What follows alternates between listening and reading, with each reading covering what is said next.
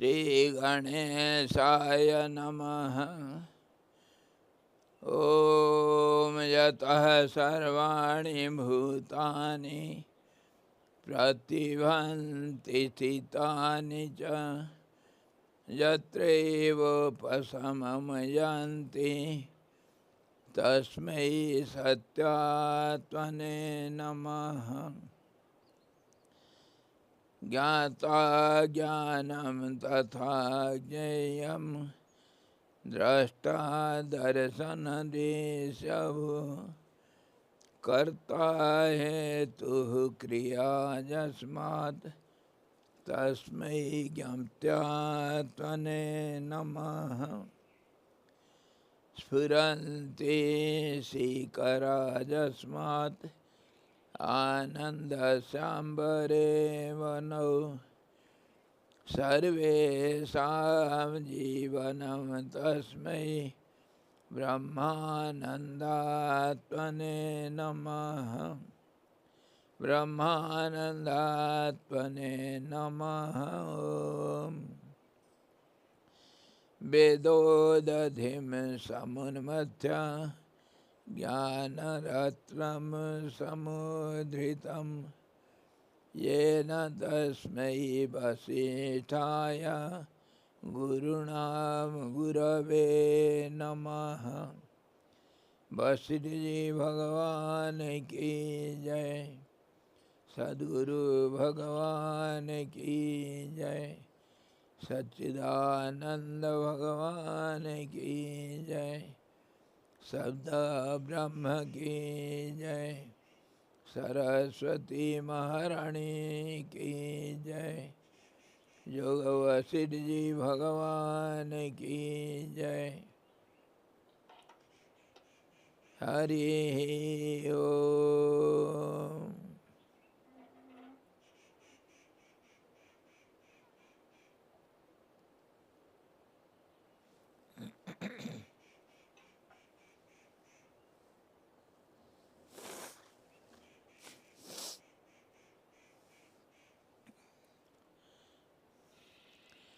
योग वशिष्ठ निर्वाण प्रकरण उत्तरार्ध 109वां अध्याय और विपश्चित की कहानी।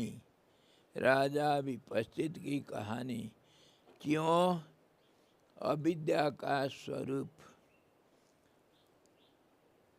अविद्या कैसे, कहाँ, कितना बड़ा होता है, उसका स्वरूप क्या है।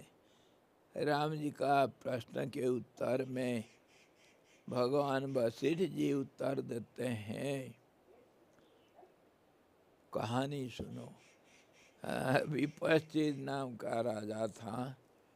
उसका राज्य के ऊपर दुश्मन चढ़ाव कर दिया है और नगरी के चारों तरफ, राजनगरी के चारों तरफ भयंकर लड़ाई चालू है। आगे रास्ता बंद आहे।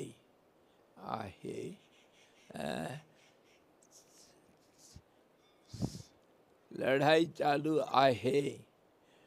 और अब क्या हालत है सुनो। मंत्रियों की सलाह से राजा का अपने शरीर का होम करना, अपना शरीर का होम कर देना और तदुपरांत अग्नि से 4 शरीर से युक्त राजा का प्रकट होना है। जैसे सीता जी को भगवान राम अग्नि के अंदर रख करके परीक्षा किए थे। अग्नि पावक, पावक का 2 अर्थ है। एक पालन करने वाला और एक पवित्र करने वाला। अग्नि सबको पवित्र कर लेता है, सारे गंदगी को निकाल देता है और पालन भी करता है। जब पवित्रता को निकाल दे, अपवित्रता को निकाल देता है, पवित्र करना वही होता है। तो जहाँ अपवित्रता गया तो पालन हुआ। पालन किया, कैसे पालन करते हैं? सुमति कुमति सब कहीं उरव सही, निगमागम सब ग्रंथ अस कहीं। जहाँ सुमति तहाँ संपत्ति नाना, जहाँ कुमति तहाँ विपत्ति निधाना। सारे विपत्ति का जड़ है कुमति, और सारे संपत्ति का जड़ है सुमति। अच्छा बुद्धि, सुबुद्धि, सुमति दोनों है सबके अंदर, लेकिन एक को दबा करके जो दूसरा काम करता है वो मुख्य माना गया। तो घर का मालिक कौन होता है? सबसे बड़ा जो घर का संचालन करता है, पिताजी सबका घर का मालिक होते हैं। तो इसी प्रकार जो अग्नि है वो दुर्गुणों को दूर कर देता है। तो दुर्गुण को दूर कर देने से सुगुण अपने आप पनपते हैं, और जहाँ सुमति है वहाँ संपत्ति नाना। इसीलिए अग्नि पावन करता भी है और पालन करता भी है। अग्नि ही पालन करता है, और दूसरा अग्नि हमारा पालन कैसे करता है?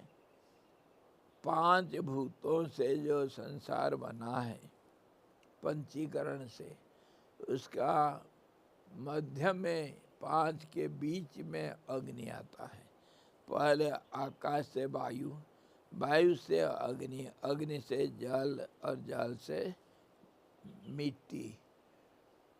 नीचे स्थूल रूप से दिखाई दे रहे हैं, तो स्थूल रूप से अग्नि और जल और धरती, और सूक्ष्म रूप से आकाश और वायु। बीच में अग्नि सूक्ष्म भी है और स्थूल भी है। सूक्ष्म कैसे? आलोक को तो हम देखते हैं, मान लें, पर गर्मी को हम देखते हैं क्या? अनुभव करते हैं। तो सूक्ष्म भी हुआ ना, जैसे वायु को अनुभव करते हैं स्पर्श से, लेकिन दिखाई नहीं देता है। वैसे ही जो अग्नि का आधा गुण तो सूक्ष्म है, आधा गुण स्थूल है। तो बीच में है वो। तो वो करता है क्या? स्थूल को सूक्ष्म कर लेने में माहिर है, और सूक्ष्म को स्थूल करने में माहिर है। दोनों के बीच में मीडियोकर ट्रांसलेटर। हिंदी को अंग्रेजी बना देगा, अंग्रेज को हिंदी बना देगा। दोनों भाषा जिसको मालूम है वही कर पाएगा। तो अग्नि को यज्ञ का स्वरूप माना गया। यज्ञ में हम स्थूल चीज को दान करते हैं, उसको सूक्ष्म रूप से बना करके ऊर्जा के रूप में, गंध के रूप में, उसको देवता जो सूक्ष्म जीवी हैं, जो सूक्ष्म तत्वों का संसार में देखभाल करते हैं, मैनेजमेंट करते हैं, वो देवता लोग होते हैं। देवता लोग सूक्ष्म तत्वों का संतुलन बनाए रखते हैं। जैसे मान लो धन का कुबेर हुआ, जल का वरुण हुआ, वायु का वायु देवता हुआ, ऐसे ही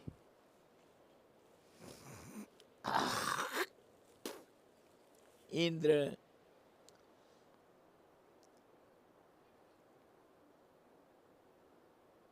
वाटर डिपार्टमेंट सब कुछ को संतुलन करता है। जल है जीवन, इसलिए इंद्र जो है सारे देवताओं का राजा, इसीलिए क्योंकि जीवन का तत्व उसके हाथ में है। और वो जल का आहरण करना, वितरण करना, संतुलन रखना, ये सब लेन देन सप्लाई डिपार्टमेंट भी है और इंपोर्ट भी वो करता है। जल को बनाना, रखना, सिंचाई विभाग तो करते हैं बादल सब। इसी प्रकार देवता लोग जो सूक्ष्म जीवी हैं, सूक्ष्म तत्व से जीवन धारण करते हैं, उनको स्थूल चीज हम देते हैं यज्ञ के माध्यम से। उसको अग्नि देवता स्थूल को सूक्ष्म करके देवताओं को जिसका जो है हिस्सा उसको बंटवारा करता है, और वो जो बदले में जो देंगे, संसार एक बिजनेस सेंटर, कुछ दो तो कुछ लो। तो हम देते हैं स्थूल चीज, मिलता है हमको सूक्ष्म चीज, जिससे स्थूल चीज का बढ़ाव होता है, बढ़ोतरी होती है। जल से अनाज पैदा होता है, पर्जनात अन्नम, जल से अन्न पैदा होता है। अन्न खा करके हम जीवन धारण करते हैं। हम स्थूल जीवी और देवता लोग सूक्ष्म जीवी। हम स्थूल चीज को देते हैं उनको, और वो सूक्ष्म चीज को हमको देते हैं। और बीच में ट्रांसफार्मर का काम करता है अग्नि देवता, ट्रांसफार्मर।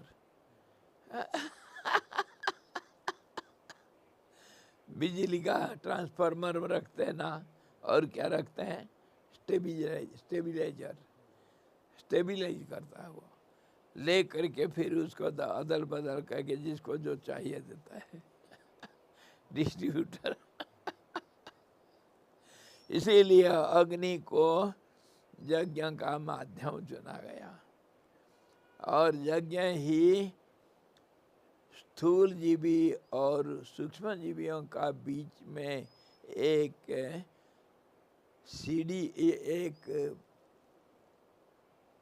सेतु का काम करता है। यज्ञ दोनों को आपस में संबंध जोड़ता है, दोनों तरफ को। सहयज्ञ पुरा सृष्ट्वा पुरोवाच प्रजापति अनेन प्रसविष्यध्व, ये सब वस्तु इष्ट काम दुख। तुम्हारे जो कामना है, तुमको जो चीज़ चाहिए जीवन धारण के लिए, वो चीज़ लेन देन इसी के माध्यम से होगा। मान लो रुपया, रुपया से तुम रुपया दोगे फल मिलेगा, तुम फल दोगे तो तुमको रुपया मिलेगा। तुम वस्त्र दोगे तुमको रुपया मिलेगा, रुपया से तुम अन्न खरीद सकते हो। तो लेन देन का माध्यम हो गया रुपया। ऐसे ही यज्ञ जो है एक, मान लो हमारा धरोहर, हमारा धन है, इसीलिए सबके लिए यज्ञ करना आवश्यक है। पंचहोत्र यज्ञ गृहस्थी लोग हर रोज करना चाहिए। पांच जगह पर हम अनजाने जबरदस्ती हमको कुछ पाप कमाना पड़ता है। पाप हमारे जीवन का दुख का कारण होता है। दूसरों को दुख देते हैं हम। दूसरों को दुख दिए बिना हम जीवन धारण नहीं कर सकते। चलना, सूंघना, जो कुछ भी हम करते हैं, पीना, खाना, ये सब दूसरों को दुख दे करके, तो वो पाप है। दूसरों को दुख देना पाप है। तो फिर पाप को हम बदलेंगे, धर्म में बनाएंगे। धर्म बनाए तो थोड़ा धर्म करना। दूसरों को सुख देना धर्म है, दूसरों को दुख देना पाप है। पाप पुण्य दोनों करना पड़ता है संसार में, क्योंकि ये पेयर्स ऑफ अपोजिट है। जो कुछ कर्म करो उसमें कुछ पाप होगा, कुछ धर्म होगा। मंदिर बनाओ, मंदिर में देखो बुनियाद खोदोगे कितने जीव मरते हैं, कितने जीवों को कष्ट दे करके हम पत्थर और चूना इत्यादि इत्यादि सामान लाते हैं, इकट्ठा करते हैं, मंदिर बनाएंगे। और यज्ञ में भी, अग्निहोत्र में कितने सूक्ष्म जीव भी मरते हैं। पाप किए बिना हम रह नहीं सकते हैं। कैसे? ऐसा दुनिया को क्यों बनाया? क्योंकि प्रकृति का यह नियम है। धर्म करना पड़ेगा, पाप करना पड़ेगा, दोनों चीज हमसे होता है। कैसे? देखो, दो से दुनिया बना, इसीलिए जो कुछ भी होगा उसमें दो रहेगा। और सारे संसार को भगवान अन्न वही ब्रह्म, अन्न के रूप में बनाया। सारे संसार एक अन्न का ही स्वरूप है। इसको हम समझते नहीं, लेकिन विचार करने से दिखता है। एक दूसरे का ऊर्जा का स्रोत है। पेड़ों से हम ऑक्सीजन लेते हैं, हम देते हैं कार्बन डाइऑक्साइड, लेन देन होता है, वो हमारा जीवन का आधार है। ऐसे ही हर चीज हम जो अन्न खाते हैं, पेड़ों को काट करके उनको नाश करते हैं, तभी तो हमको अनाज मिलता है। जो फसल काटते हैं, पाप नहीं होता है क्या? वो फसल में कितने टिड्डी, कितने जीव रहते हैं, और वो जो पौधे हैं, अनाज के पेड़ हैं, वो भी सारे तो जीवंत हैं, उसमें भी जीवन है। नहीं तो तुमको कैसे जीवन दान करेंगे? उसमें भी प्राण है, तो उसको काटना पाप है। इसीलिए कोई एक ऋषि थे, उनका नाम कणाद था। कणाद कणाद, वो कहीं दाना कहीं पड़ा हुआ, उसको इकट्ठा करके भोजन करते थे। वो फसल बोएंगे नहीं, फसल काटेंगे नहीं, कोई पेड़ से फल नहीं तोड़ेंगे, पड़ा हुआ फल को खाएंगे। पेड़ से फल तोड़ने से पेड़ को तकलीफ होता है। इतना तक धर्म और पुण्य पाप का विचार किया गया है। तुलसी पत्ता तोड़ोगे पाप होता है, परंतु तोड़ना पड़ता है। हम पाप किए बिना जी नहीं सकते हैं, जीवन जी नहीं सकते हैं। पाप तो होगा। पानी पीते हो, पानी में कितने किस्म के कीड़े भी हैं, सब चौपट। अंधेरे में खाने के लिए इसलिए मना किया है। बहुत सारे नियम है, सूक्ष्म नियम सब, जिसका हम कठोरता से पालन नहीं कर पाते हैं। इसीलिए कहा गया गृहस्थी को हर रोज 5 किस्म का पाप का प्रायश्चित करना, पंचहोत्री यज्ञ को न करना। पानी में और खाने में, चलने में, ऐसे ही 5 किस्म के, सांस लेने में 5 किस्म के पाप हम हर पल में करते रहते हैं। उससे छुटकारा पाने के लिए पंचहोत्री यज्ञ करना चाहिए। यज्ञ से पाप क्षय होता है। पाप क्षय होना क्या, अभी समझ, पालन करता है कैसे, समझ गए हम। अग्नि कैसे हमारा पालन करता है और पवित्र कैसे करता है, और पाप को पुण्य में बदलता है। वो एक्सचेंजर, मनी एक्सचेंजिंग।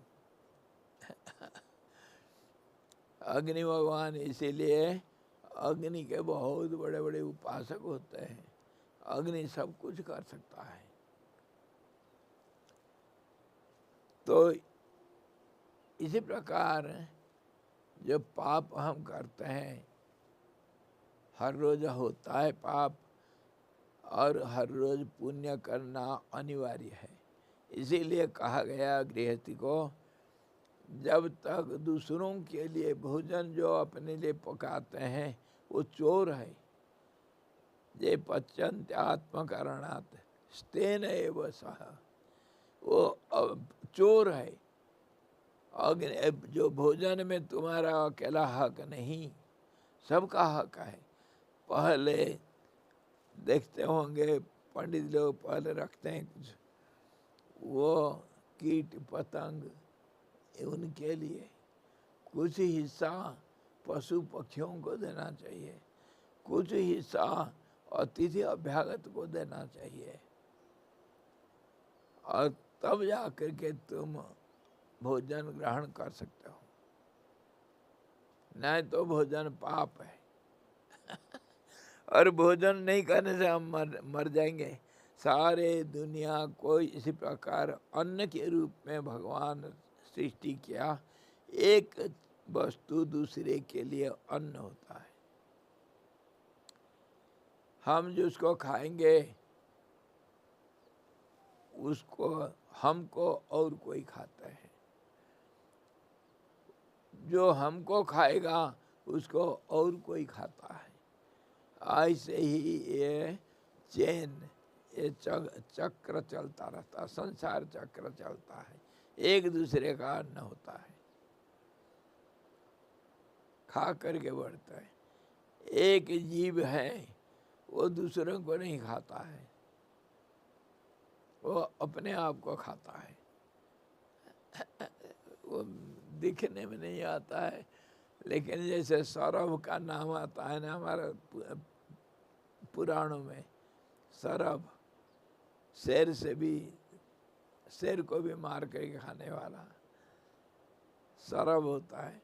तो ऐसा ही ये जो जीव है वो अपने पूंछ को काट करके खाता है, अपने आप को खाता है, और फिर पूंछ बढ़ जाता है तो फिर भूख लगता है, फिर अपने पूंछ को खाता है। ऐसा भी जीव है, सृष्टि में सब है। तो कहने का मतलब यह है, अन्न सबका अनिवार्य। अन्न मतलब ऊर्जा है, ऊर्जा के बिना दुनिया चल नहीं सकता है। शक्ति देता है, और शक्ति का खेल है सारा दुनिया, इसीलिए एक दूसरे का अन्न बन गया।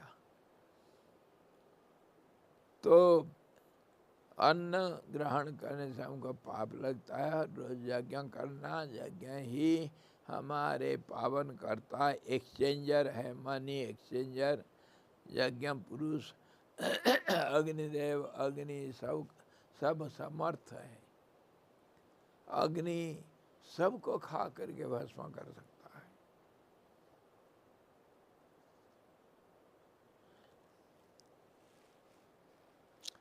इसीलिए आप लोग कहानी सुने होंगे, सीता तो अग्नि में प्रवेश करके परीक्षा दी थी। और राक्षस लोग बहुत होते हैं, बड़ा भयंकर तपस्या करते हैं। तपस्या में रावण अपने सिर को काट काट के गए भगवान शिव को चढ़ाया था। भगवान नारायण अपने आँख को चढ़ा दिए थे कमल का कमी पड़ने से। कमल से शिव जी का पूजा कर रहे थे 1008, और कमल एक कम पड़ गया तो अपने आँख को कमल मान करके चढ़ाए थे। मतलब अपने शरीर का हवन करना, दान करना, यह हमारे इतिहास में है। तो अब वो सबसे बड़ा दान कहा गया, शरीर को जो बलि चढ़ा दिया।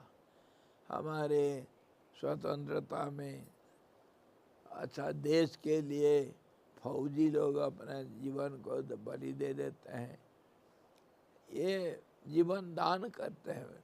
इसीलिए जो सामने से गोली लग करके, तीर लग करके मरा, वो ऐसा स्वर्ग में जाता है, कहा गया है, जहाँ सूरज चंद्र भी पहुँच नहीं पाते हैं। वो स्वर्ग में अनंत काल तक वो सुख भोगते हैं, जो अपने आप को बलि दे दिए। वीर स्वर्ग कहा गया, वो सबसे ऊपर वीर लोग जो अपने जीवन को बलिदान देते हैं, वे लोग वो स्वर्ग में जाते हैं। अब ये हम क्यों आलोचना करते हैं, इसमें एक थॉरो नॉलेज होना चाहिए तुम्हारे, क्योंकि अब विपश्चित अपने शरीर को दान कर रहा है, हवन में चढ़ा रहा है।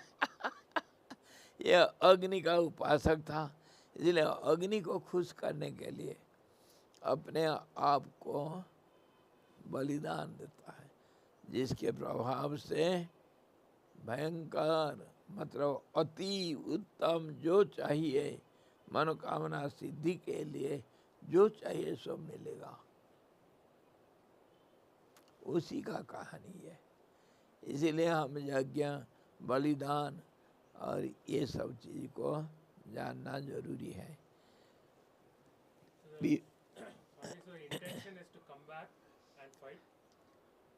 जी, क्योंकि अभी देखो एक फॉर्मूला है, when you are incapable of doing something, then you have to surrender. This is what happens everywhere. जब तुम कुछ नहीं कर सकते हो, असमर्थ है, तब अपने आप को समर्पण कर देना। लड़ाई में वही होता है। पाकिस्तान, हमारे वेस्ट बंगाल में वही हुआ था। सब जगह पर वही होता है। तो जब योग शास्त्र में भी वही कहा, प्राणी धानद भा, जब योग अभ्यास करके समाधि तक नहीं पहुंच पाए हैं, तब क्या करोगे? आत्मसमर्पण कर देना, हे भगवान तू ही है, और जहाँ तू है वहाँ मैं नहीं। अहंकार का पूर्ण रूप से खत्म करना। जो हो रहा है सब हो रहा है, चुप हो जाना, वही एक किस्म का समाधि है।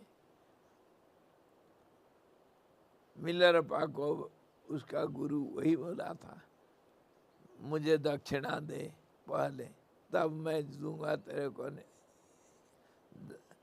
पहले दो कुछ दक्षिणा, तेरा शरीर, तेरा मन दे दे मेरे को। तेरे पास धन नहीं है तो तेरा शरीर और मन दे दे। मिलरपा दे दिया था।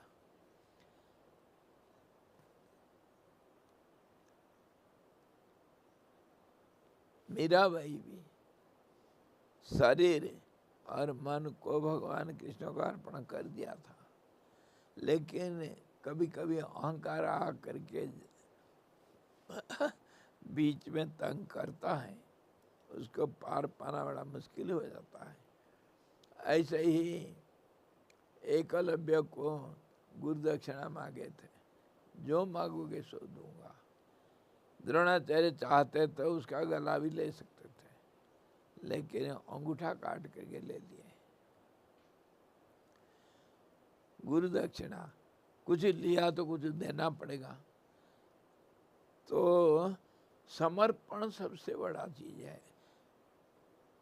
गुरु के पास जो समर्पण कर सका पूर्ण रूप से, गुरु ब्रह्मा गुरु विष्णु गुरुदेव महेश्वर, गुरु साक्षात परम ब्रह्म। इसलिए गुरु के सामने सर्वस्व दान जो करेगा उसको सब कुछ मिलता है, भुक्ति मुक्ति सब कुछ, ज्ञान सब कुछ मिलेगा। और जितना तुम दोगे उतना ही मिलेगा। एवरी बिजनेस इज रेसिप्रोकल, जितना दोगे उतना ही मिलेगा। Where there is a demand, there is a supply.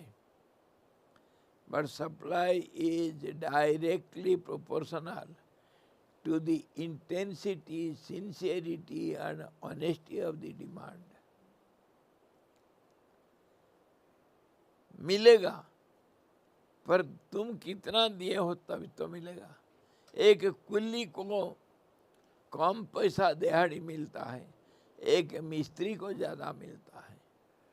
एक मिस्त्री दिन भर काम करता है, 800 रुपये इधर ले रहा है, लेकिन वो डीएम साहब क्या करते हैं जी, उनको 1.5-2 लाख रुपया मिलता है महीना में। मिस्त्री को मिलेगा 24,000 मुश्किल से, अगर हर रोज काम करे, दिन रात परिश्रम करता है। वो कुछ नहीं करता है तो बुद्धि को देता है, बुद्धि सबसे परे है। मनसस्तु परा बुद्धि, बुद्धि को जो देता है उसका कीमत ज्यादा है। तो इसी प्रकार बड़े बड़े लोगों को ज्यादा पैसा मिलता है, क्यों? वो उतना चीज जनता को देते हैं, इसीलिए उनको भी उतना मिलना चाहिए। तो कौन कितना देता है उतना ही उसको मिलेगा। तुम 5 रुपया जेब में लेकर के 5 स्टार होटल में नहीं बैठ सकते हो। 5 स्टार होटल के लिए 5 लाख चाहिए। 2-4 दिन बैठोगे। 5 रुपया का लेकर के कहोगे मैं 5 स्टार में जाऊंगा, वो नहीं हो सकता है यार। हाँ, टिकट तो क्या है, 3rd क्लास ऑर्डिनरी और 1st क्लास एयर कंडीशन में जा करके घुस गया, मार खा करके भगा देगा, टीटीसी भगा देगा। जरा होश में रहना। ये बात कहते ही मेरा सब कहानी याद आ जाता कैसे मार खाया था बिना टिकट से। कान पकड़ करके वो टिकट चेकर जो प्लास होता है ना, कान पकड़ के चुतड़ में 2 लात मार के चलती ट्रेन से फेंक दिया नीचे टीटीसी, क्योंकि टिकट नहीं था।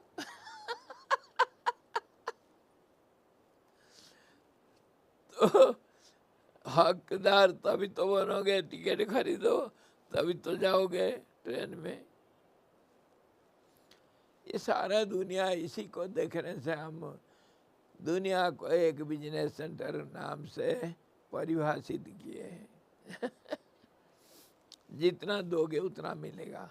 डिमांड भी तुम्हारा ठीक है, पर कितना सिंसियर, कितना दिए हो तुम, उतना ही मिलेगा। सरेंडर सबसे बड़ा व्यवसाय है। सोने का सिक्का, सरेंडर।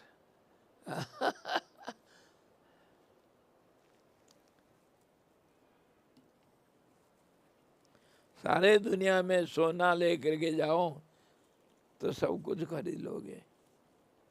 सोना सबके लिए चाहिए। रुपया सब जगह पर नहीं चलेगा, है? डॉलर सब जगह पर नहीं चलता है, यूरो सब जगह पर नहीं चलेगा, लेकिन सोना सब जगह पर चलेगा। तो ऐसा सरेंडर सब जगह पर चलता है। किसी के पास भी सरेंडर कर दो तो तुमको सब कुछ मिल जाएगा। एक गधे के पास भी सरेंडर कर दो, वो लात नहीं मारेगा।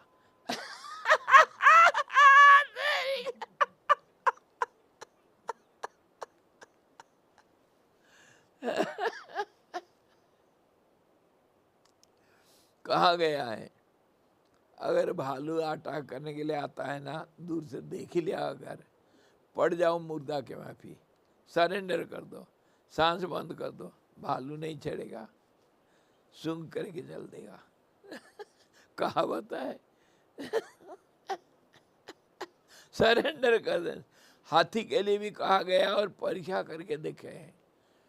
हाथी आ रहा है, हाथ जोड़ दो, सिर झुका दो, हाथी कुछ नहीं करेगा। ये बहुत परीक्षा किया गया है। तो जब जानवरों के पास सरेंडर का रुपया चलता है तो गुरु लोगों के पास, देवताओं के पास क्यों नहीं चलेगा? सरेंडर सबसे एक बड़ा भारी हथियार है। सरेंडर कर दिया तो तुमको दुनिया में कहीं से कोई विपत्ति का कोई शंका नहीं है, डर नहीं है। देखा हम विपस्थिति की कहानी से क्या क्या मिल गया हमको। अग्नि कैसे पालनहार, और अग्नि कैसे ट्रांसलेटर, अग्नि कैसे एक्सचेंजर, और हमारे यज्ञ कैसा, यज्ञ का उपाय क्या, यज्ञ कैसा किया जाता है, क्यों किया जाता है। और कहा गीता में, यज्ञात भवति पर्जन्य, पर्जनात् अन्न संभव, अन्नात् भवन्ति भूतानि, तस्मात् यज्ञ समुद्भव। यज्ञ से ही सारा दुनिया पैदा हुए हैं। और यज्ञ खाली अग्नि से नहीं, यह अग्नि अनेक किस्म के सूक्ष्म अग्नि है। प्राणायाम भी एक यज्ञ है। प्राण में भी अग्नि है। वायु से अग्नि पैदा हुआ ना। तो प्राणायाम भी अग्नि है, अन्नदान भी यज्ञ है, कन्यादान, भूदान, गोदान, दान करना यज्ञ होता है। कैसे ये अग्नि कहाँ से पैदा होता है? जो घर्षण होता है, मैं और मैं नहीं तू, दोनों के बीच में जो घर्षण होता है वो अग्नि है। मेरा और तेरा दोनों के आपस में, मैं तेरे को दे रहा हूँ और मेरा था, है ना? तभी वो यज्ञ है। दान ही यज्ञ है।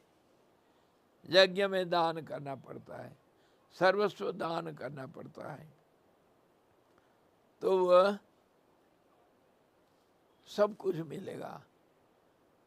कौन किया था सर्वस्व दान? नाचिकेता का बाबा। वो एक बुढ़ी गाय को दान किया था, गोदान कर रहा था। नाचिकेता कहा, पिताजी क्या कर रहे हो? अरे ऐसा गौ का दान करते हो, ये कोई दान हुआ? पालन करना मुश्किल हो गया करके उसको दान कर दिया, गोदान कर रहा। अरे जो दूधियारी गौ है उसको दान करो। जो दूध दे रहा है तब तो वो गोदान माना जाएगा।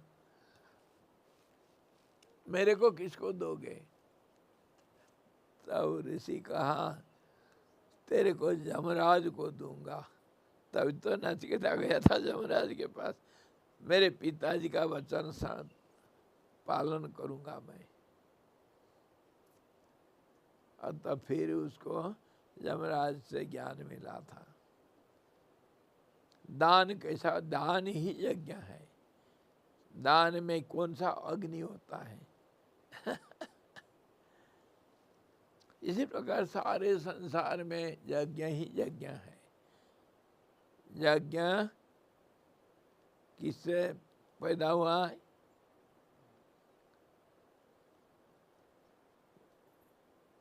गीता भूल गए? अब गीता जयंती आ रहा है, सब गीता पाठ करेंगे उस दिन, है? हाँ, क्या कहा गीता? यज्ञ किससे उत्पन्न हुआ?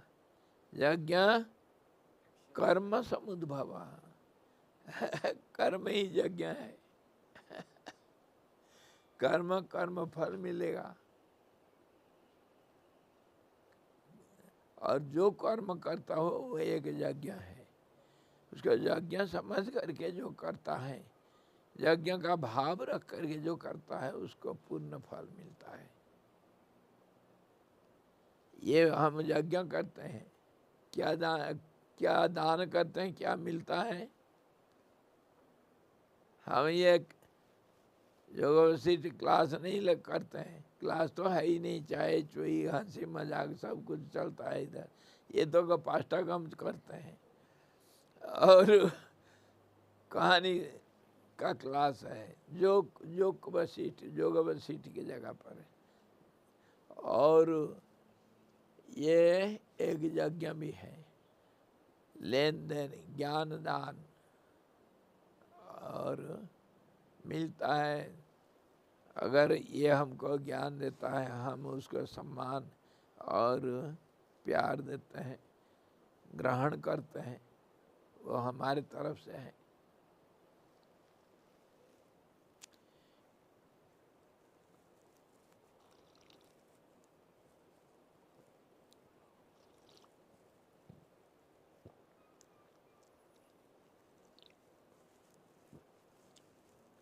मैं गोपाष्टक इसलिए कर रहा हूँ, हम तो विपस्थिति का कहानी पढ़ रहे थे और कहाँ का कहाँ, परंतु ये सब जरूरत है भाई जीवन में, हमको समझ चाहिए।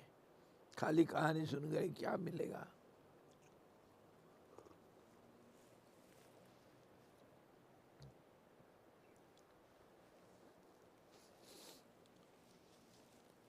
कर्म ही यज्ञ है।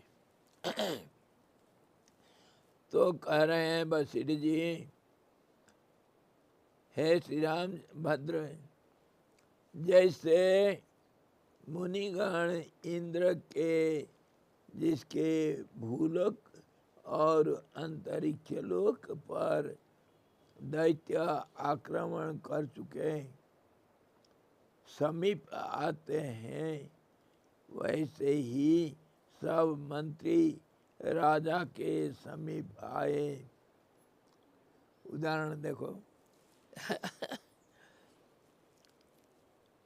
ऐसे ही सारे मंत्री लोग राजा के पास आ गए। क्यों? अब क्या करना है? हम तो खबर मिलने के पहले और हम तैयारी करने के पहले शत्रु पूरा हमारे राज्य को हड़प लिया है। अब क्या करें? अब लड़ाई कैसे करें? जब शत्रु आक्रमण किया था उस समय लड़ाई कर सकते थे, अभी क्या करेंगे? विचार विमर्श तो करना है। Emergency meeting.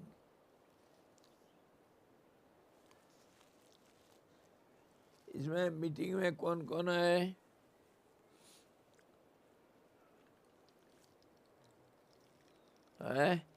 Home minister,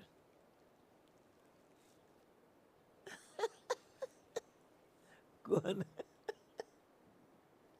home minister और रक्षा मंत्री राजनाथ सिंह और भी जो डोभाल जी सलाहकार, वो सब रहेंगे तभी तो होगा।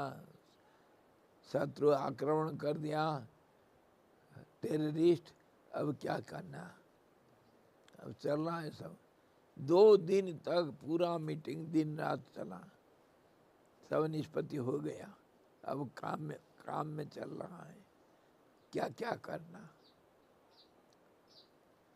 इसी प्रकार सारे मंत्री लोग आ करके राजा के पास पहुँचे और मंत्रियों ने कहा, महाराज हमने सब विचार कर निश्चय कर लिया है, शत्रु, साम, दान और भेद, इन 3 उपायों द्वारा काबू में आने लायक नहीं है।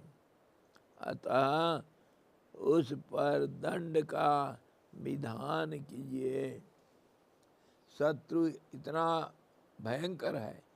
राजनीति में 4 नीति होता है, साम, दान, दंड, भेद। 4 प्रकार से शत्रु को हम बस में कर सकते हैं। राजनीति राज्य को चलाना और प्रजाओं के ऊपर पूर्ण रूप से अपना जो शासन रखना, इसमें 4 मुख्य चीज चाहिए। साम मतलब समता, समदृष्टि में सबको व्यवहार करना है। दान, कुछ देते रहना, कंजूसी करने से राजा पनप नहीं सकता है। जो कुछ किया, कुछ अच्छा कर्म किया तो उसको इनाम देना चाहिए, दान देना, ताकि वो प्रभावित होकर, प्रोत्साहित होकर के अच्छे काम करते रहेगा। इसीलिए इनाम देना चाहिए। हमारे राष्ट्रपति पुरस्कार मिलता है और भी बहुत सारे पुरस्कार मिलता है, देते हैं जो अच्छा काम करते हैं। साम, दान हो गया, देना चाहिए, कोई गरीबों को देना चाहिए, जो असहाय है उसको सहायता देना चाहिए, तभी वो तुम्हारे बस में रहेगा। ये बच्चे कैसे आते हैं मेरे पास? एक तो प्यार, दूसरा उनको जो जरूरत पड़ता है मैं हमेशा देते रहता हूँ। तभी तो आधा रात कहूँगा जबरदस्ती तो आएंगे, करेंगे कीर्तन। क्यों? बस में है। बस में कैसे? साम, दान। कभी दंड का भी प्रयोग होता है, कुट्टी करता हूँ, मेरे बात नहीं मानते हैं तो कुट्टी करता हूँ। स्वामी जी आज बहुत नाराज है, मैं स्वामी जी को पटाना है तो स्वामी जी को कैसा पटाएंगे वो बच्चे भी जानते हैं।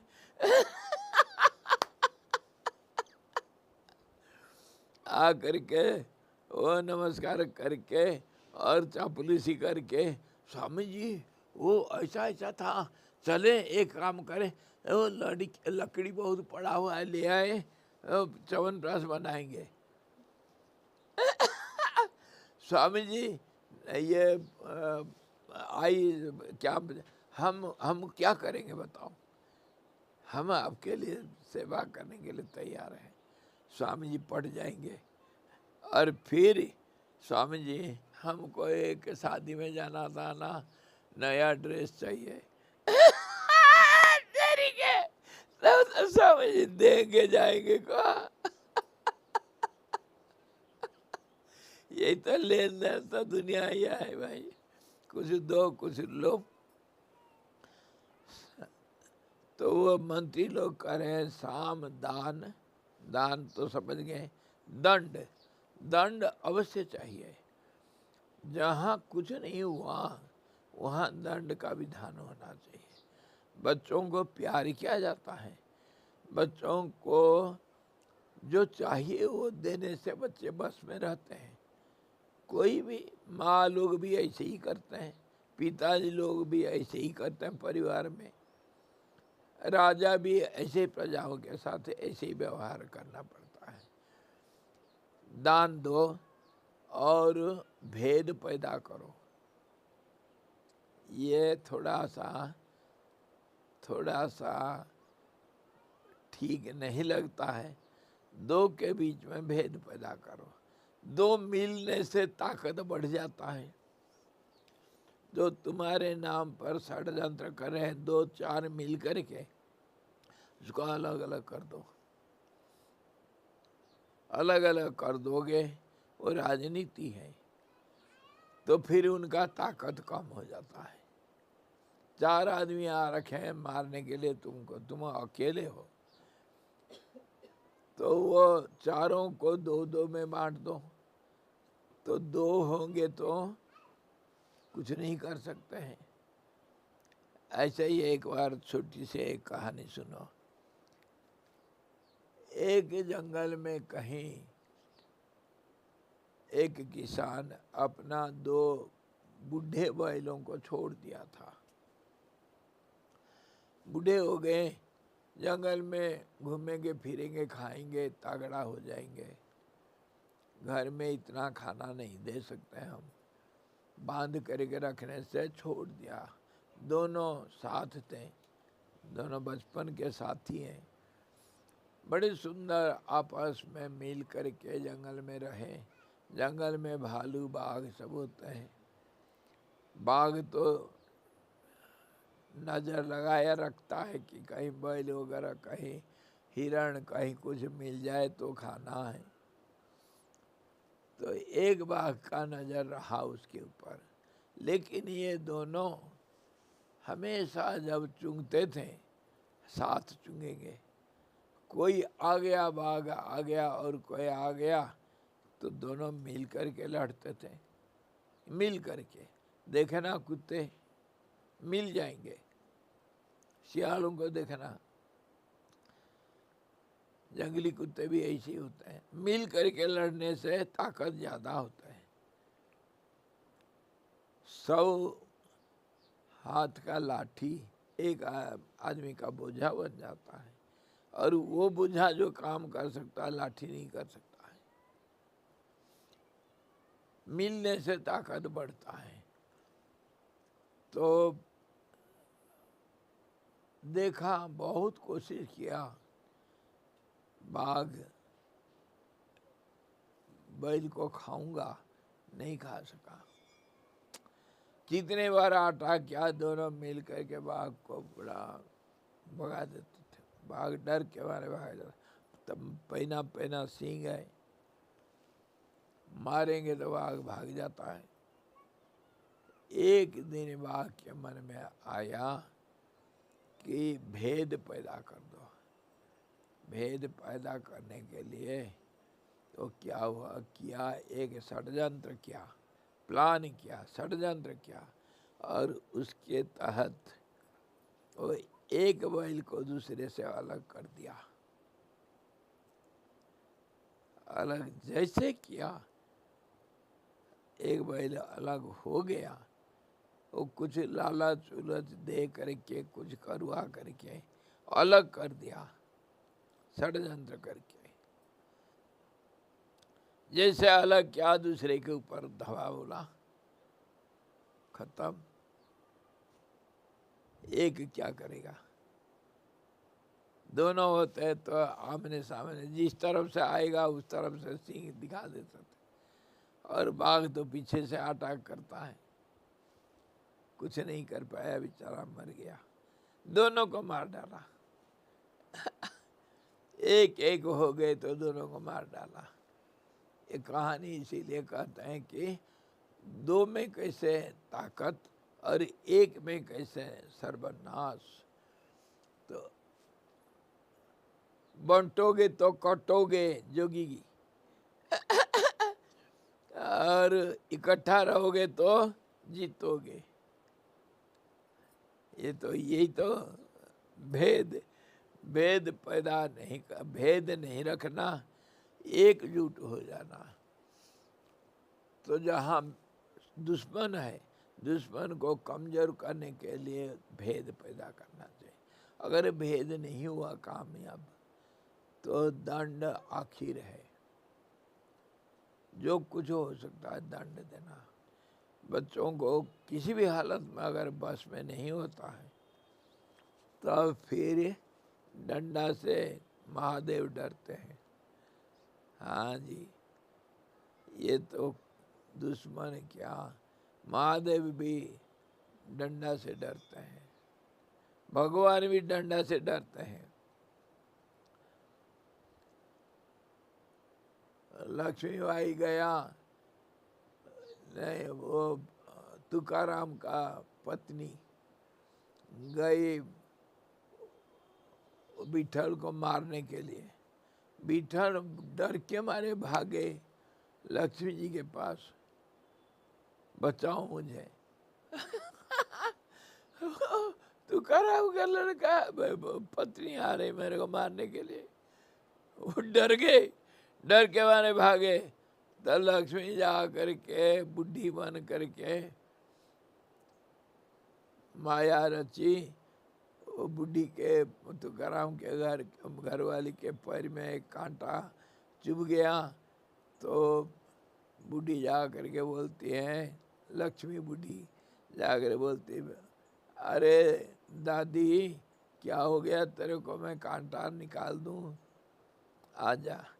उसको पटाया तो कहाँ, और देर कर दिया, उधर नहीं तो जाएगी मारने के लिए। तब तक गुस्सा भी ठंडा हो गया। कहाँ जा रही तू, इतना जल्दी जल्दी जा रही थी, कांटा घुस गया ना, वो बदमाश को मारूंगा। कौन है वो बदमाश? वो विठल, मेरे पति को कहीं ले गया और वो वापस नहीं दे रहा है। तुकाराम गए वैकुंठ कीर्तन करने के लिए, वापस नहीं आए। वैकुंठ कोई गांव होगा जहाँ कीर्तन करने के लिए गए। भोली वाली बेचारी। इनसे भगवान भी डरते हैं, डंडा से मारूंगा उसको। फिर बड़ा मुश्किल से लक्ष्मी उसको पटापुटी करके, नहीं नहीं तुम्हारे पति आ जाएगा, क्यों गुस्सा कर रहे हो? अरे जवान लड़की मेरे घर में है, शादी करवाना है, घर में खाने के लिए नहीं, और छोड़ के घर चले गए कीर्तन करने के लिए। वैकुंठ कहाँ है वो वैकुंठ है? वापस अभी तक नहीं आए, इतना दिन हो गया। हम खाएंगे पिएंगे क्या? चलो चलो देखो तो तुम्हारे घर में बहुत कुछ है। नहीं कुछ नहीं, चलो दिखाता हूँ मैं। जा करके देखते हैं सारे घड़े भरे हुए हैं। जो खाली घड़े थे सब भरे हुए हैं। अच्छा, हाँ हाँ, कुछ वो विठल चमत्कार भी करता है कभी कभी। पटापुटी करके तुम्हारे लड़की का शादी हो जाएगा।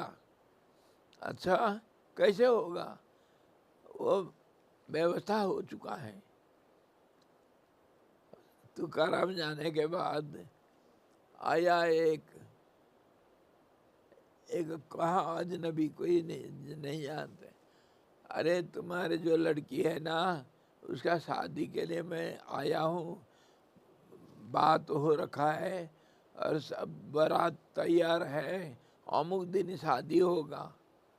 तो बूढ़ी बोलती, शादी होगा?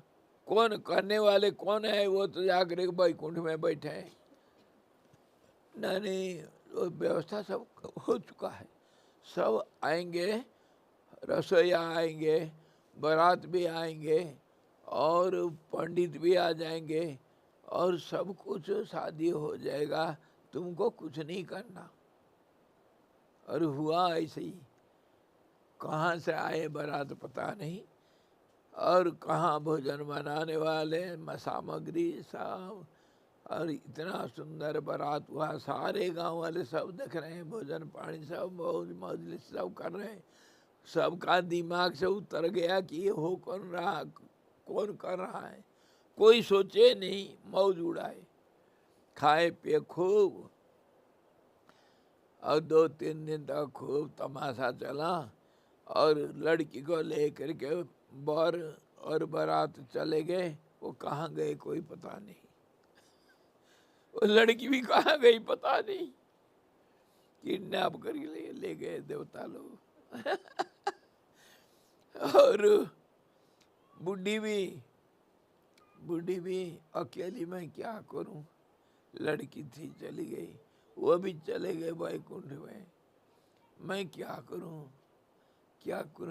करूं करके एक दिन बैठ करके वो सोच रही थी, मर गई, उसका शरीर गायब हो गया, कहाँ गई पता नहीं, मरी या कैसे गई, कहाँ गई किसी को पता नहीं, गांव वालों को किसी को पता नहीं।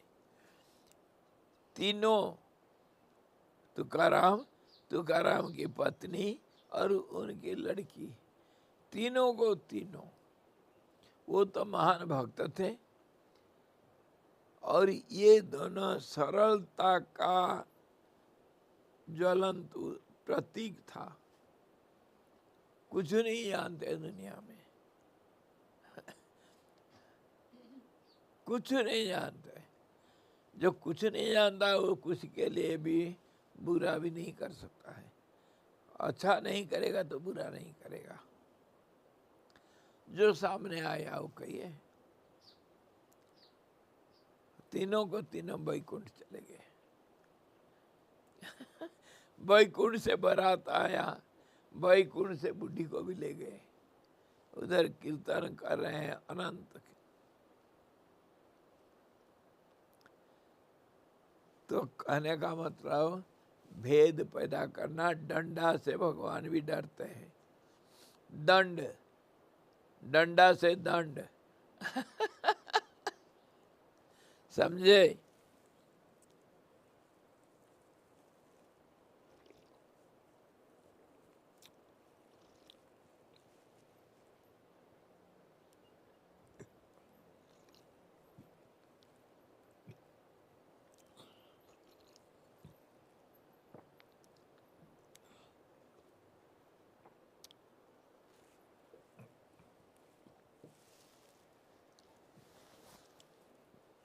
मंत्री लोग कहे दंड का विधान करो, ये सम दान दंड भेद काम नहीं करेगा, अभी दंड ही काम करेगा, इनको दंड दो। कैसे दंड देंगे? देखो,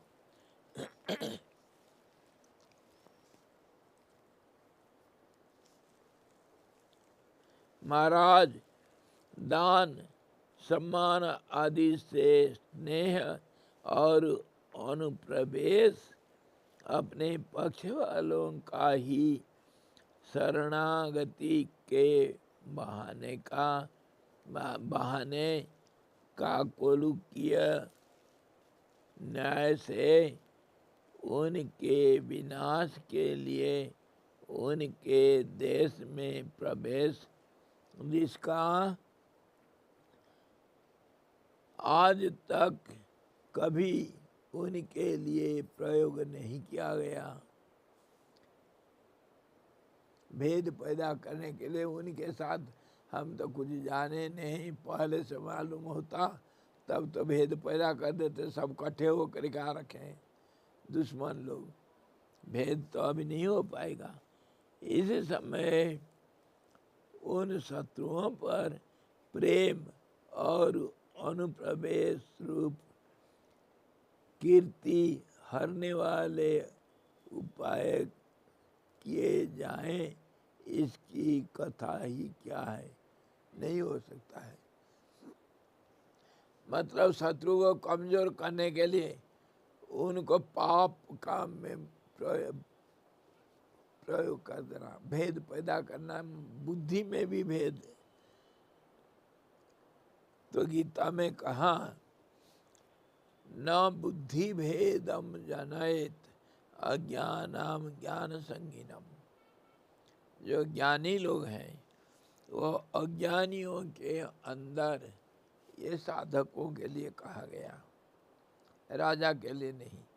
राजा तो पालन करेगा ना, उसका ये अस्त्र है भेद पैदा करना।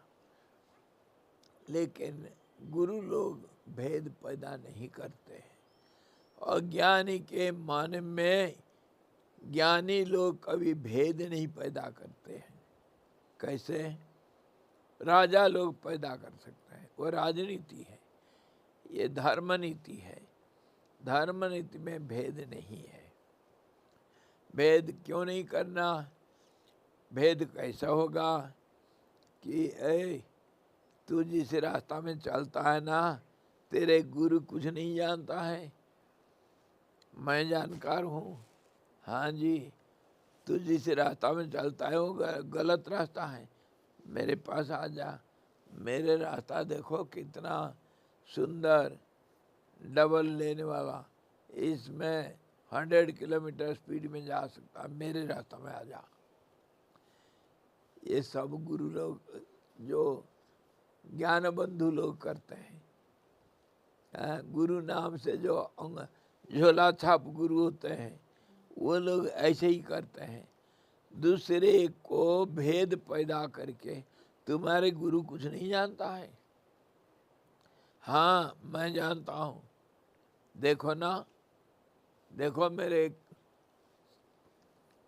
4 करोड़ हैं मेरे भगत लोग, सब ऐसा थोड़ी मानते हैं। तो वो क्या जानता है? मेरे को कितना लोग जानते हैं, देखो मेरे रास्ता में आ जाओ।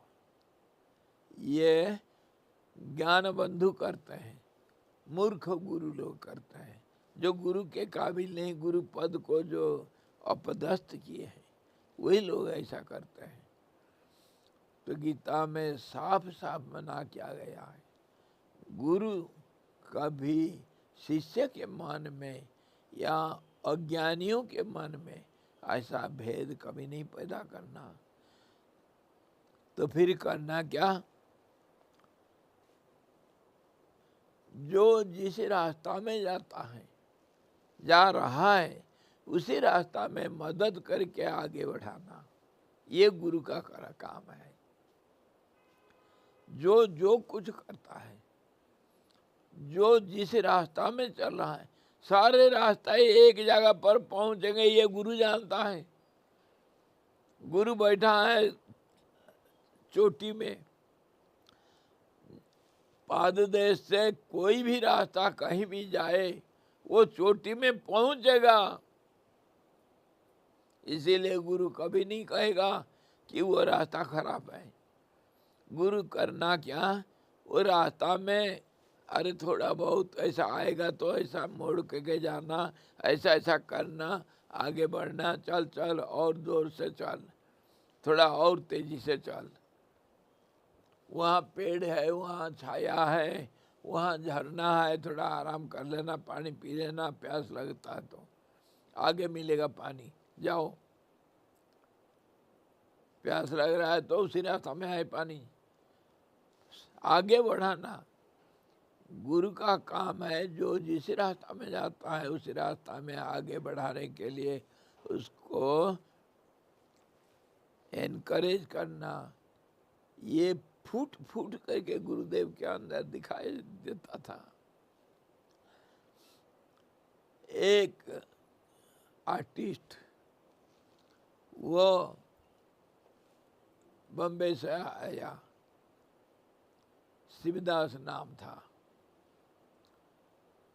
बढ़िया आर्टिस्ट है।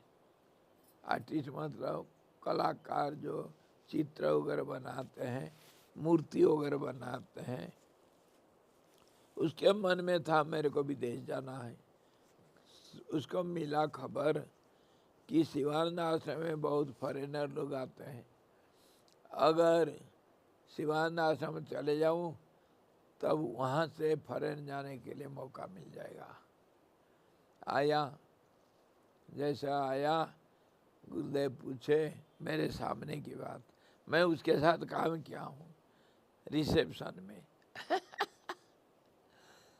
गुरुदेव पूछे कहाँ से आए, कैसे आए, क्या करते हो, सब बता दिया। हाँ जी बहुत बढ़िया, हाँ रहो रहो आश्रम में। रिसेप्शन में उसको बोले सेवा करो, क्योंकि उसको फॉरेन जाने के लिए फॉरेनर्स मिलेंगे।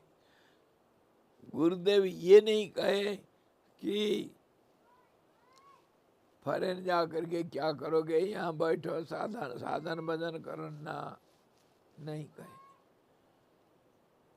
और वो रहा रिसेप्शन में। और जन्माष्टमी को एक बार वो और मैं मिल कर के कालिया नाग बनाए थे, उसके ऊपर कृष्ण भगवान नाच रहा था।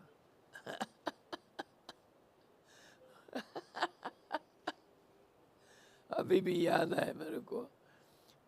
तो मैं सब में थोड़ा हाथ डाला हूँ।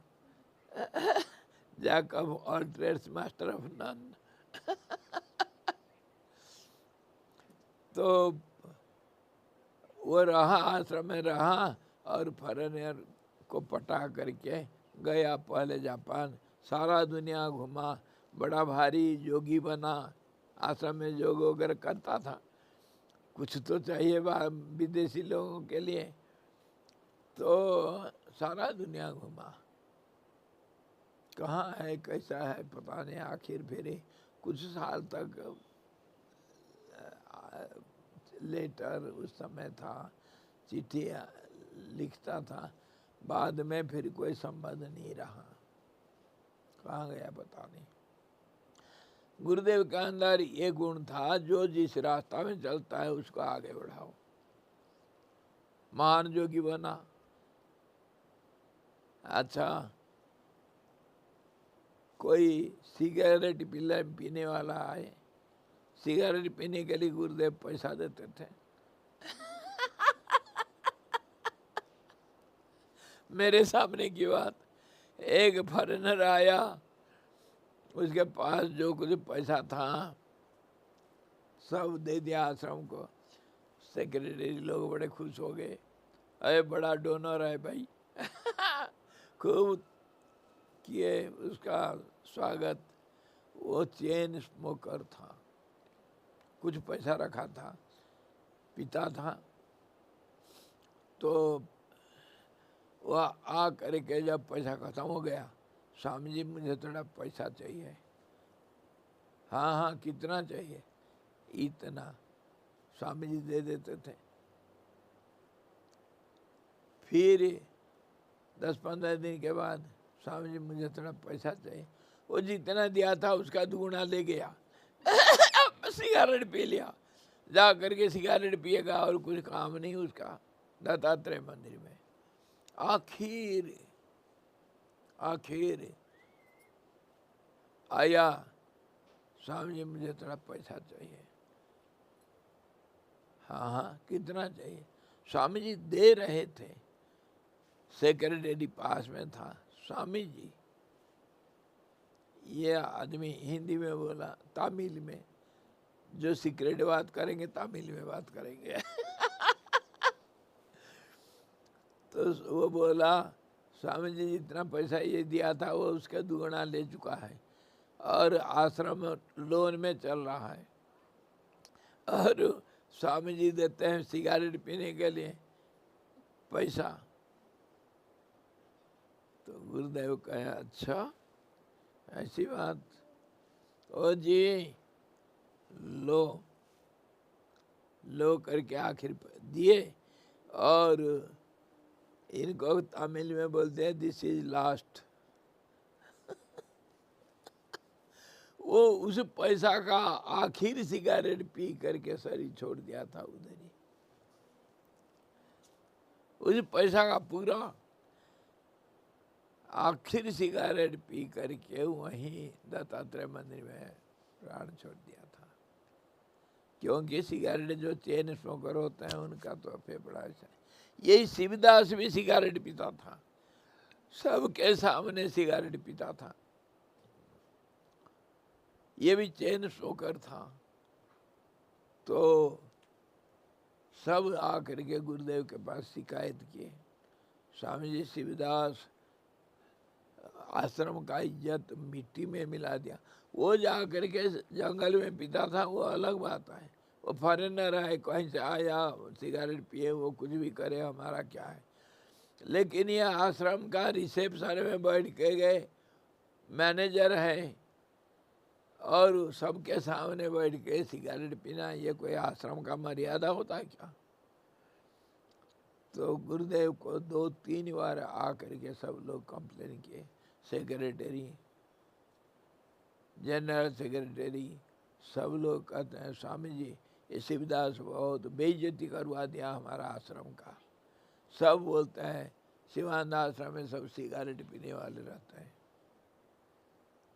तो गुरुदेव कहे, ओ जी हम कोई नाम कमाने के लिए आश्रम थोड़ी बनाए। दोबारा आए शिव स्वामी जी, शिवदास सबके सामने सिगरेट, अच्छा ओ जी ये तो ठीक नहीं है, कह करके चुप, उसको कुछ नहीं कहेंगे। तीसरा बार जब कंप्लेन लेकर के आया सेक्रेटरी, बोल कर के आया, अभी मैं जाता हूँ स्वामी जी से, मैं शिकायत करूँगा, तुमको अभी निकालेंगे आश्रम से। सेक्रेटरी तो बोल दिया था नाराज हो करके, लेकिन वह क्या, तुम कौन होते हो? गुरुदेव मेरे को इधर बोले हैं रहने के लिए। तो अभी मैं जाता हूँ गुरुदेव को बोलता हूँ, आया बोलने के लिए, जो बड़ा जोर से, गुरुदेव शिवदास सिगरेट पीता है सबके सामने, मानता नहीं किसी का कहना, उसका निकाल दो।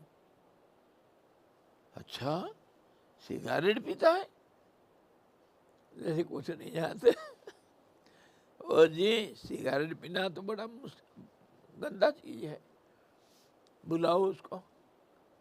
बुलाया गया, वो बेचारा डर के मारे कांपते कांपते आया, नमस्कार करके खड़े, जी गुरुदेव। ओ जी ये क्या बोलता है तुम्हारे नाम से? स्वामी मुझे पता नहीं, बोलो बोलो। स्वामी जी ये सबके सामने हमेशा ऑफिस में बैठ के सिगरेट पीता है। ओ जी ये सच बोल रहा है क्या? हाँ स्वामी जी।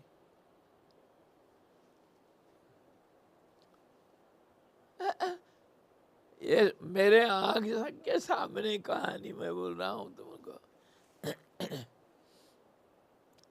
न बुद्धि भेदम जनेद अज्ञानम ज्ञान संगीनम।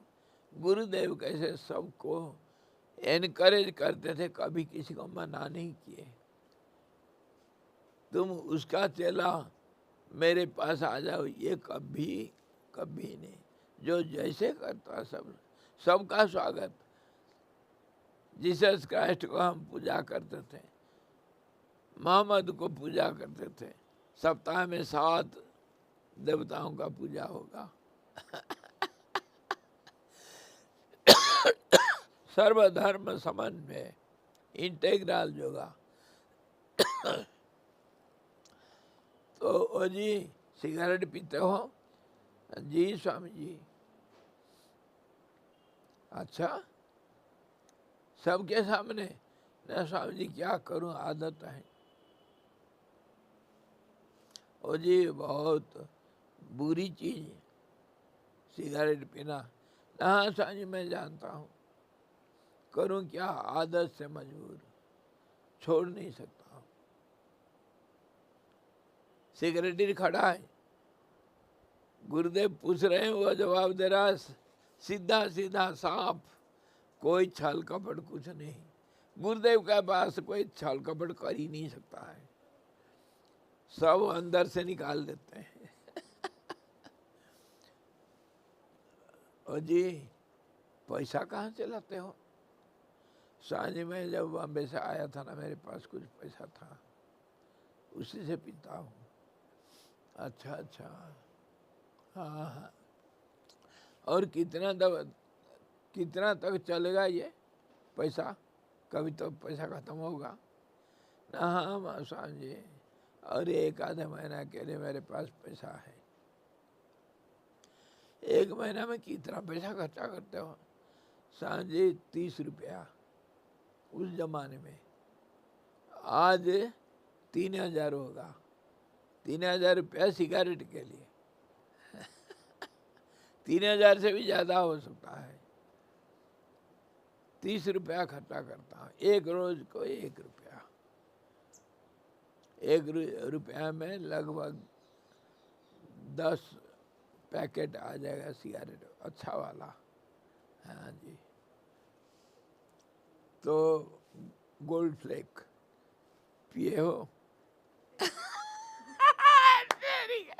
सिगरेट की वो कहानी बड़ी लंबी है, चलो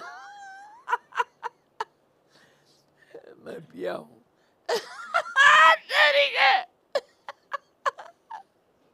कहा ना सकल कराओ करी थके गोसाई। अच्छा, तो अरे यार, तो वो स्वामी जी पूछे कितना खर्चा होता है? 30 रुपया महीना में। अच्छा, और तुम्हारे पास कितना पैसा है? मेरे पास 1-2 महीना पैसा चलेगा स्वामी जी, उसके बाद क्या करोगे? तो उसके बाद देखेंगे, जैसा जो होगा देखूंगा, अभी तो है। अच्छा अच्छा, हाँ हाँ। ओ जी, सिगरेट पीना बुरा चीज़ है, ये समझ, I know it, but I am unable to give it up. Habit.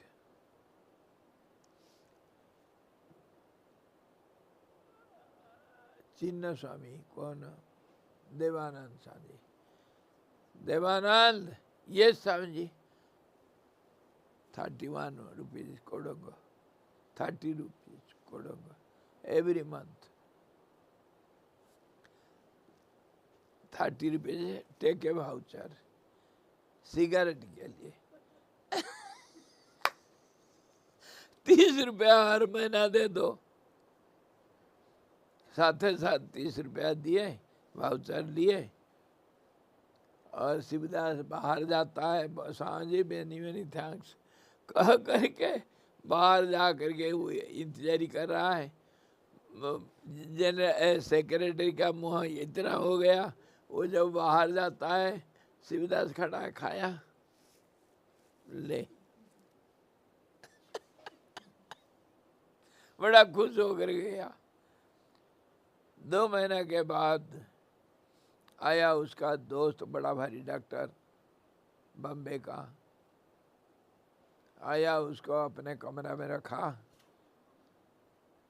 तो ये पी रहा है रात भर भी सिगरेट, उठ करके पिएगा, फिर सोएगा।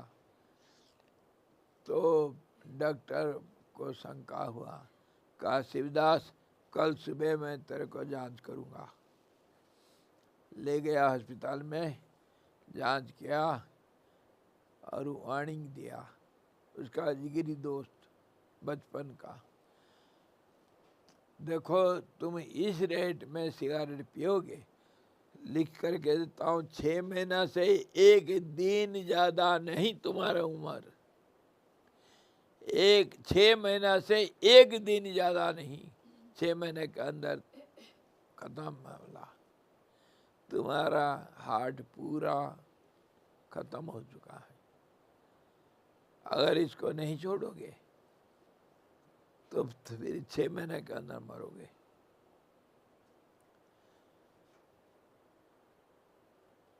दोस्त, जिगरी दोस्त और डॉक्टर, वार्निंग, गया साथे साथ, फेंका सारे गंगा जी में। उस दिन से सिगरेट खत्म। गुरुदेव के कहानी कैसे, ना बुद्धि भेदम जनायत,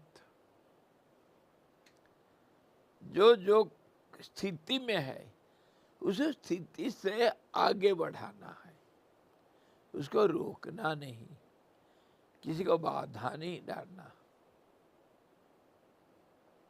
यह है गुरु लोगों का काम।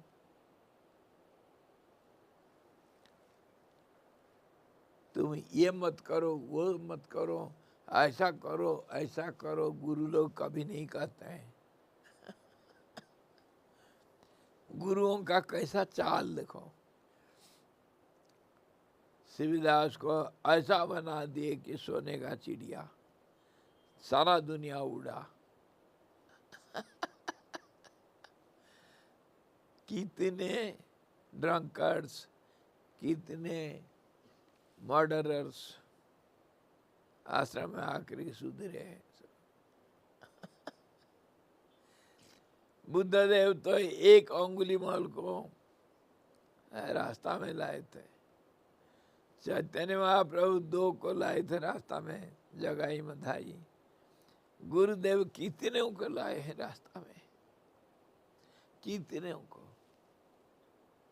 गिनती नहीं। और ये रास्ता है बुद्धि भेद नहीं जब पैदा करना। जिस रास्ता में जो जा रहा है उसी रास्ता को साफ करना, यह है गुरुओं का काम। उसी रास्ते को साफ करके आगे बढ़ाऊं।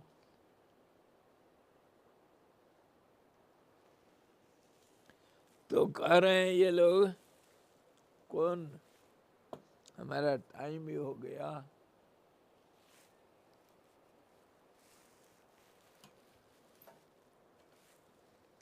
मंत्री लोग आग्रह कर रहे हैं भेद पैदा करना मुश्किल है, और जिन पर थोड़ा बहुत विश्वास किया जा सके और जिनको द्रव्य की कमी हो, उन पर साम दान आदि उपायों की गुंजाइश है, किंतु शत्रु तो ऐसे नहीं हैं। ये जो दुश्मन है हमारे, उनके अंदर अभी भेद पैदा नहीं दिया किया जा सकता है। उनको कमी कुछ नहीं देने से वो हमारे बस में हो जाएगा, ऐसे भी नहीं हो सकता। दान से भी नहीं किया जा सकता, उनको प्यार से भी नहीं हो सकता है। और पापी सीमा प्रांत के निवासी प्रचुर धन संपन्न विविध देशीय अनेक देश के सुसंगठित सब इकट्ठे हो रखे हैं। हमारी कमजोरी को जानने वाले बहुत से शत्रु साम दान उपायों के योग्य नहीं है, और हमारे कमजोरी को वो जानते हैं, हम उनका कमजोरी को नहीं जानते हैं। तो दो पहलवान लड़ते हैं, दोनों के अंदर कमजोरी है, सबके अंदर कमजोरी होता है, पर जो कमजोरी को दूसरे का, शत्रु का कमजोरी को जानता है वही मारता है। वही फिर वो पट जाता है। लेकिन हम शत्रुओं का कमजोरी को नहीं जानते हैं। अनेक देशों के हैं, दूर के हैं, उनके साथ हमारा कोई संबंध नहीं, उनके अंदर कमजोरी कुछ नहीं, गरीब भी नहीं, तो उनको धन दे करके हम खुश कर दें। लुटेरे होते वो चांगसाई के, क्या को ना, चांगसाई और जो तैमूर लंग, अरे बाबर, इनको पैसा दे करके, धन संपत्ति दे करे, मोहम्मद घोरी, इनको धन संपत्ति दे करके हम पटा लेते। लेकिन ये ऐसा नहीं। हाँ जी,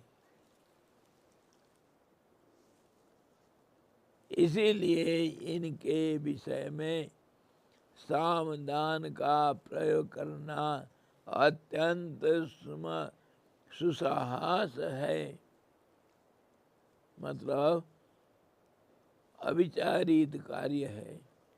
इसके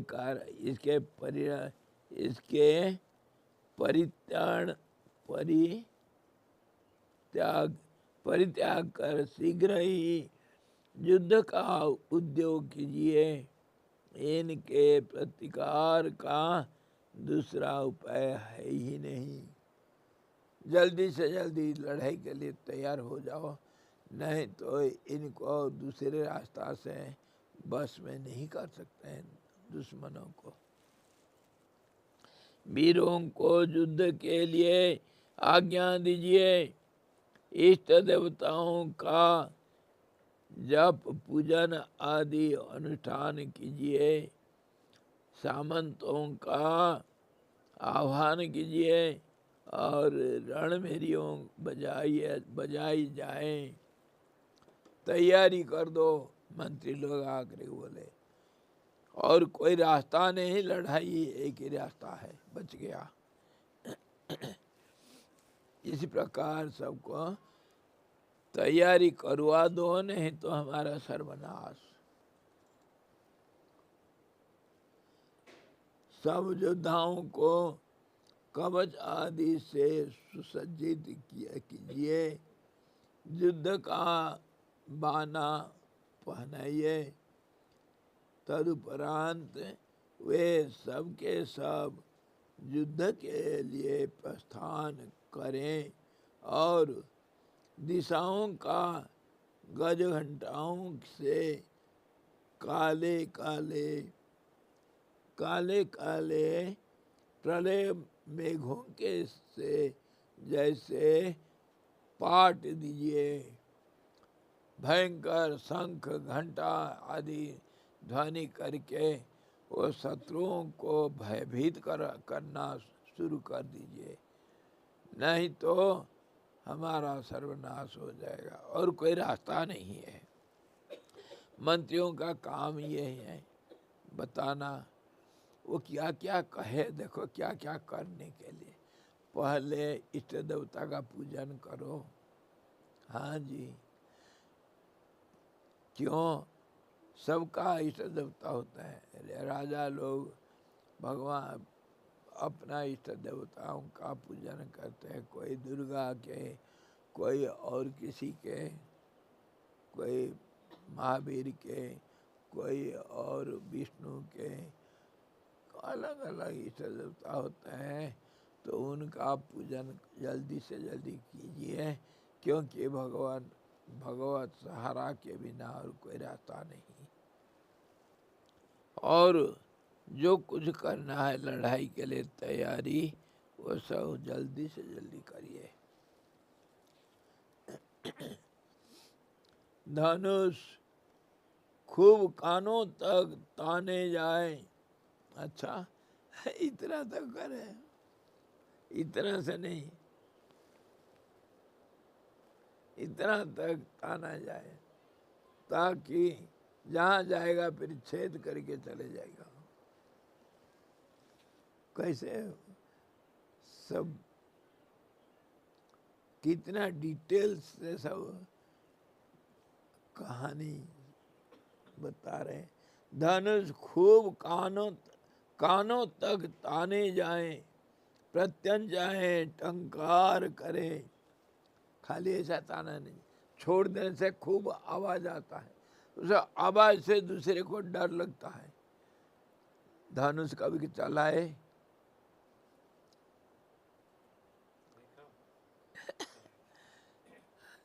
हम चलाए हैं। धनुष बनाते कैसे, गुण कैसे चढ़ाते, कैसे तीर बनाना, तीर में फली लगाना, और उसके पीछे कैसे पर लगाते हैं ताकि वो दिशा ठीक करता है। करना पड़ता है भाई।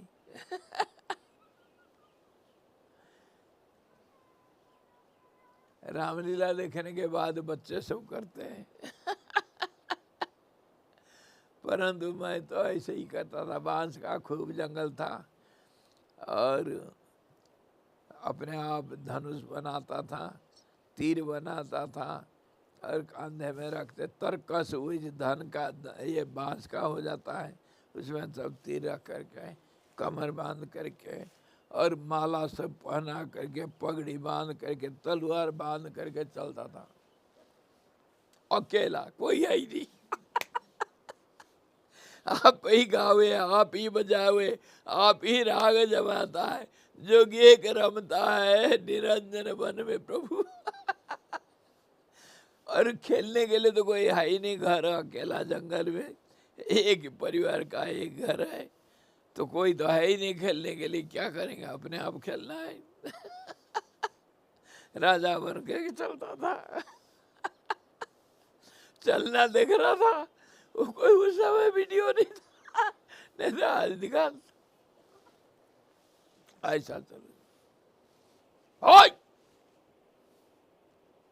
ऐसा करूंगा, कोई नहीं।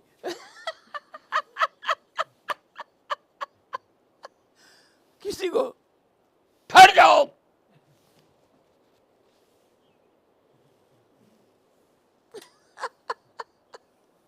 और निकाला बाण और चलाया,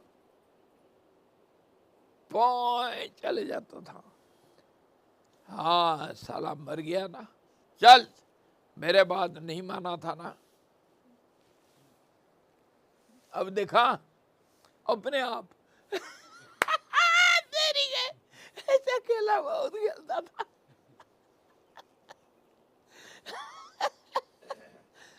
एकांकिका, वन एक्ट प्ले, तो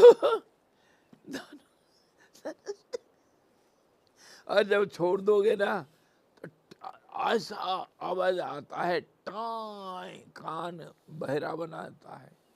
हाँ जी, और उसका गुण कैसा बनाना, बड़ा मजबूत होना चाहिए रस्सी।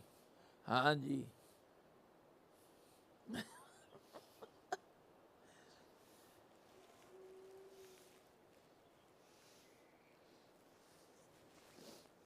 अरे बहुत टाइम हो गया, चलो इसी प्रकार धनुष को सब ताना जाए और टंकार किया जाए, धनुष से दिशाएं मेघ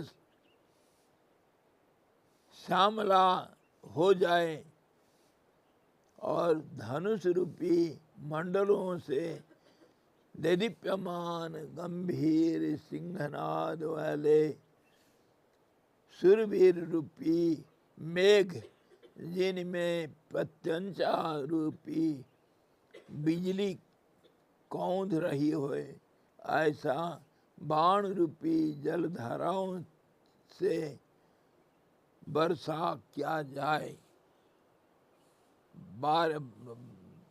बाण का बारिश किया जाए। मंत्री लोग आकर के राजा को सलाह दे रहे हैं, उत्साह दे रहे हैं, ताकि दुश्मन सब भाग जाए।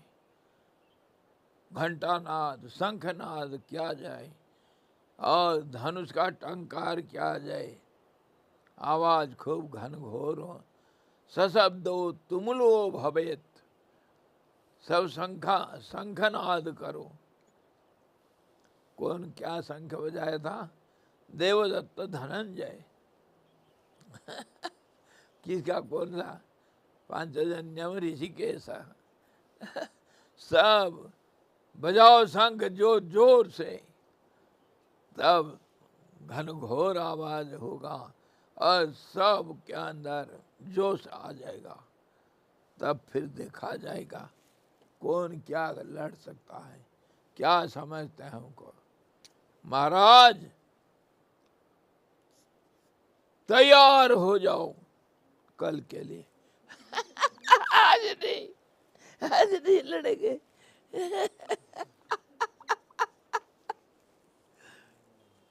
कल के लिए तैयार। हरिओम। भाइयों और बहनों, काल आ करके चोटी पकड़ के बैठा है और उस ललकार रहा है, आ जाओ।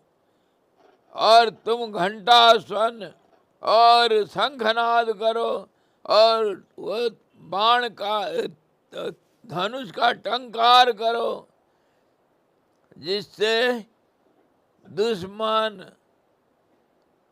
डर के मारे भाग जाएं। तैयार कल के लिए। आज नहीं। तेरी के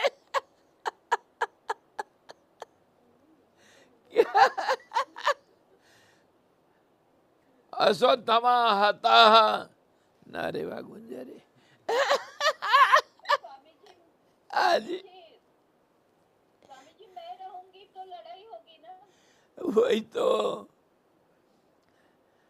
मैं तो है भाई, आपका नहीं होगा पर मेरा तो मैं है, क्या करें, ये मैं जाता नहीं। पाके बराबर है ना स्वामी जी, क्या, स्वामी हाँ जी बराबर है ना, मैं रहूंगी तो लड़ाई होगा ना। हाँ, मैं रहेगा तो तभी तो लड़ाई होगा। पाके केस दर्शन थके, आंख दिखता नहीं, और ममता तू नहीं, तू न गई मेरे मन से। ये मैं कभी नहीं जाता है, बहुत कुछ कर दिए। हाँ थोड़ा कमजोर हो सकता है पर मरता नहीं, बदमाश नहीं मरता है। सुबह उठते ही मैं तेरी के सोते ही मैं, हाय रे मैं, ये मैं कभी नहीं गया। ममता तू नहीं गई, तू न गई मेरे मन से।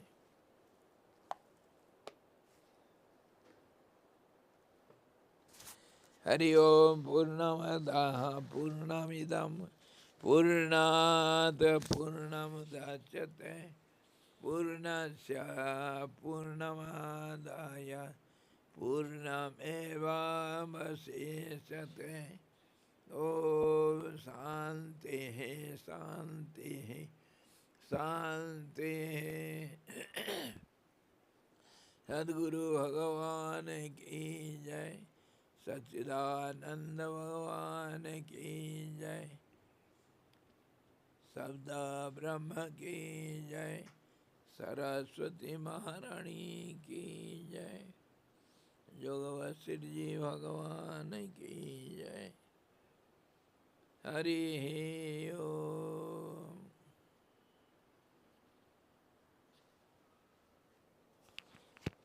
स्वामी जी प्रणाम। प्रणाम, जय गुरुदेव।